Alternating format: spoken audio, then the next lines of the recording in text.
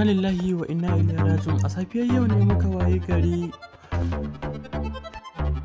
waye gari da rasuwar wasu bayan Allah mutum 7, a cikinsu har da limamin unguwar.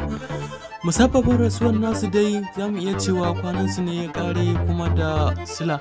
Kun san komai akwai silansa. Wasu bayan Allah ne suka shigo unguwar tun kimanin shekaran jiya, suka dinga rarraba maganin sauro wato net. Suka ce daga gwamnatin Kano ce suka ta turo su. To sun yi amfani da wannan net ne fuskan su ta kumbura sakamakon wani chemical da yake cikin wannan net din. Ta sanadiyar haka ne aka kai su asibiti har aka yi ta ba su maganin ana ta jinyar su, amma dai da yake rai yayi halinsa. Yanzu dai kimanin kwana 2 kenan mutanen an neme su ba a gansu ba.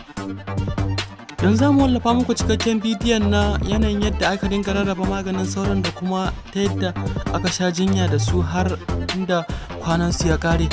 Dan Allah dan Annabi, idan wannan shine zuwanku na farko wannan sabuwar channel ɗinmu mai suna ta Kano Top TV, ku daure ku danna mana alamar subscribing, ku danna mana alamar liking. Bangare ɗaya kuma Bola Ahmad Tinubu ya ce shi ba zai ƙara fitowa social media ya dinga yin campaign ba, saboda shi hawan jininsa zai iya tashi, domin ya fuskanci cewa 'yan Najeriya ba san sa suke yi ba.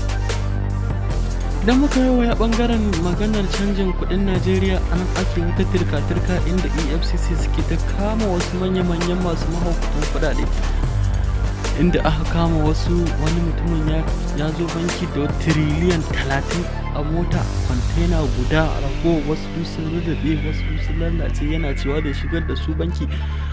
A nan ne EFCC suka kama shi. Yanzu nan za mu wallafa muku cikakken bidiyon. Don Allah don Annabi, kar ku manta ku daure ku danna mana alamar subscribing, ku danna mana alamar liking domin kasancewa tare da mu.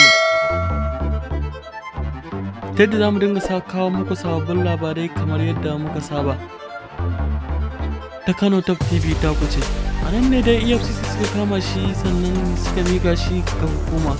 Bangare ɗaya kuma a can aka kama wani attajirin mai kuɗi, ba ƙauye ne, ɗan ƙauye ne, manomi ne, ya haƙa rami ya binne kuɗaɗe kimanin naira biliyan 33 a rami.